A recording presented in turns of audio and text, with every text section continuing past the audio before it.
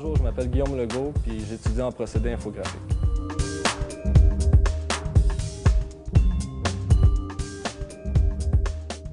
Moi, j'ai décidé de faire un DEP parce que j'avais été au cégep déjà avant, mais je voulais pas faire les cours de base comme le français, la philosophie, ça m'intéressait moins.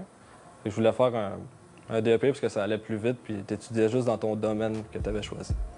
Les principales tâches d'un infographiste sont vraiment vastes. Tu peux faire tout plein de choses. Ça peut aller par tout ce qui est sur Internet, puis tout ce qui sort en imprimerie. En imprimerie, il y a des infographistes qui font de la mise en page, qui rentrent le texte dans des boîtes pour faire des journaux. Tu peux avoir des infographistes qui font des retouches photos. Tu peux avoir des infographistes qui vont faire, comme j'ai dit, des sites web. C'est tellement vaste qu'il n'y a pas une tâche principale, une tâche fixe.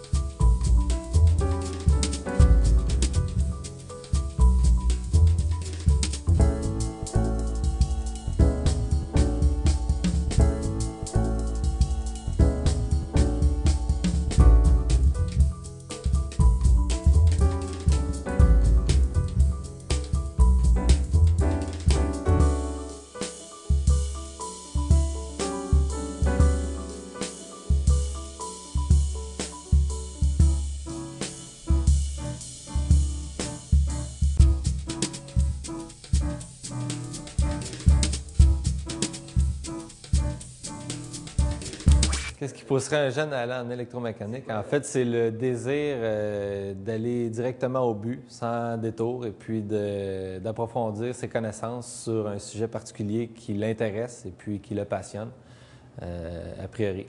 Il y a des très bons salaires après un DEP, il y a de très belles conditions de travail, et puis une panoplie là, de gens intéressants à rencontrer là, sur le marché du travail qui vont être très intéressés là, de l'apport que vous allez pouvoir faire au domaine que vous allez choisir.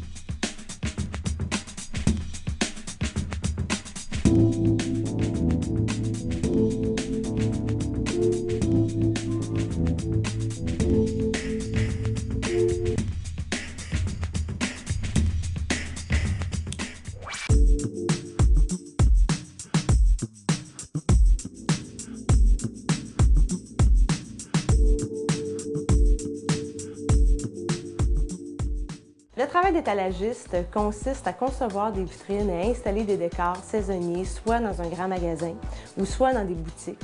Aussi, accomplir des tâches d'atelier qui est à la préparatif des décors.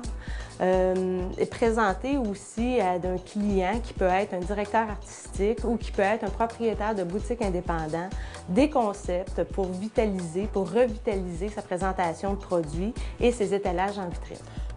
L'élève va devoir faire de la conception, faire des croquis, faire des plans et faire la réalisation de ses projets pour satisfaire le client. La journée d'une décoratrice, ça peut commencer par l'arrivée au bureau, présentation des dossiers qui se passent, tout ça. Après, évidemment, c'est sûr qu'il y a des clients personnels, donc ils vont se diriger vers les clients, ils vont aller voir les projets qu'il y a à faire. Que ce soit pour l'aménagement de salles de bain, de cuisine, de salon, de loft. On peut aller sur des chantiers où il y a justement les nouvelles maisons modèles, qu'il faut aller faire la maison modèle ou aller visiter la nouvelle maison de nos clients. Aller faire des relevés, faire des croquis, faire de la recherche de matériaux, puis ensuite aller présenter ses projets à son client pour ensuite passer à l'exécution.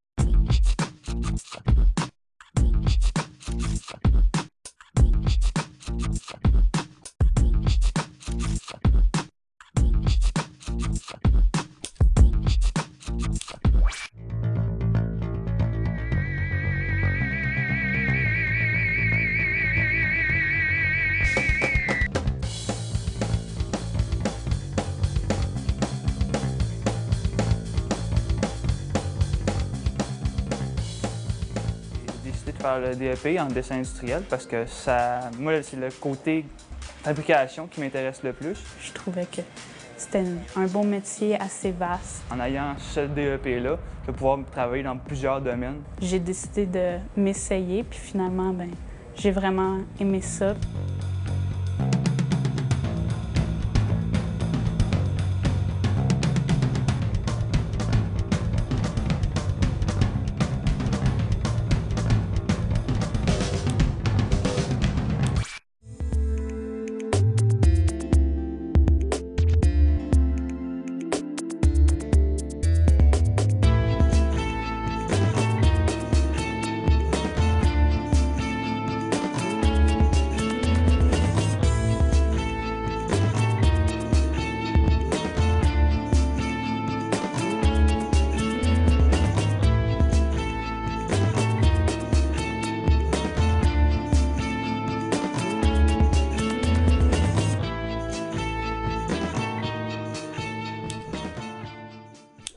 Je me nomme Véronique Carrière et j'étudie dans le nettoyage à sec et entretien de vêtements.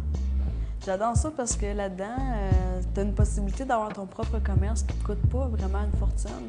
Puis en même temps, tu es indépendant des autres, tu fais tes affaires, tu connais ta routine, tu rentres le matin, tu pars tes machines. Tu sais, il n'y a rien qui est à production ou il n'y a rien qui est vraiment avec full stress sur les épaules. Il n'y en a pas de stress sur les épaules parce que quand tu es quelqu'un d'organisé, il n'y en a pas. Tu peux pas courir bang bang comme ça là, pour sortir ton travail de la journée.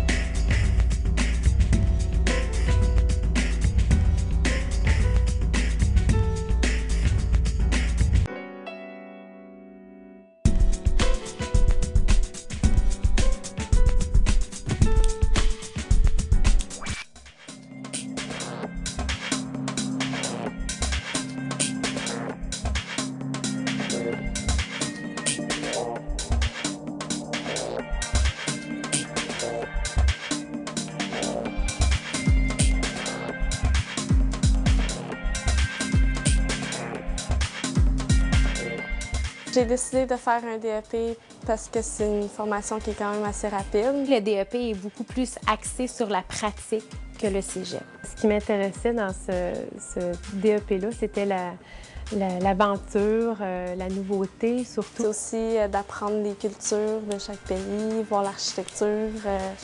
En fait, le DEP, je pense que c'est une très belle option après le secondaire, puisque ça peut ouvrir des portes, diverses portes, là, que ce soit sur le domaine de l'industriel ou le domaine de la mécanique, le domaine des vêtements, peu importe. Je trouve que c'est une belle option, puis il faut voir ça comme une porte d'entrée sur le marché du travail,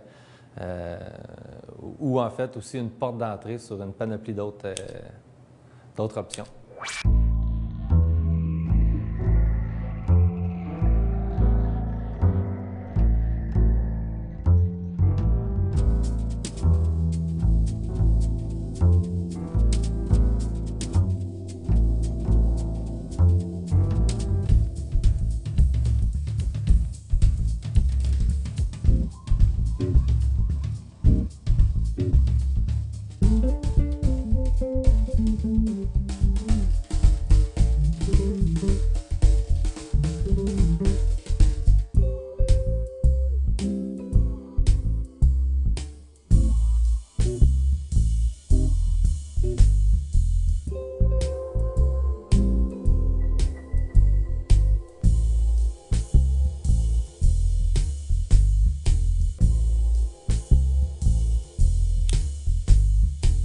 En ferblanterie tôlerie, leur taux de placement est de 100 Il y a un gros manque de main-d'œuvre. On peut travailler en industrie ou en construction. En fait, le travail manuel, c'est ça, on travaille avec nos mains. On apprend à façonner le métal un petit peu en feuille, à sa guise. Là, on peut faire toutes sortes de choses, là, des conduits de ventilation, des meubles. Il faut avoir une bonne visualité spatiale. Il faut avoir de la facilité en mathématiques. Je voulais retourner aux études, faire une formation qui n'était pas trop longue, qui me permettait aussi de ne pas avoir trop d'études, parce que quand je reviens à la maison, je vais m'occuper de mes enfants. J'ai choisi de faire un DEP pour la rapidité de retourner sur le marché du travail après, parce que moi, c'est une réorientation de carrière. Mais quand tu finis le secondaire, tu n'as pas de métier. Il faut que soit tu t'enlignes vers le cégep ou un DEP. Un DEP, c'est quelque chose, c'est complet. Je vais apprendre tout ce que j'ai à savoir pour pouvoir m'orienter vers